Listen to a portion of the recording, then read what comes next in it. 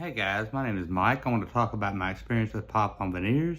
A couple years got diagnosed with diverticulitis, and after a couple years of vomiting constantly, it just ate my teeth away. Teeth started falling out, chipping. So a couple months ago, I decided I had to do something about it because it was just so embarrassing.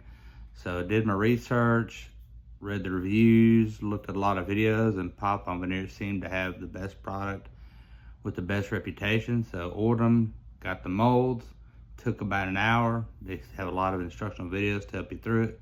Sent them off, and I was just really nervous to see if I did it right. And then I got the email back about a week later that said the molds are good, we're making your veneers, and I was just so relieved.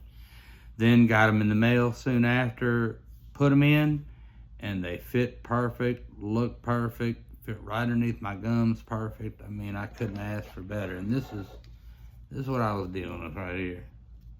Awful, like a hockey player. I've never had a dental issue in my life. Always been to the dentist, and now,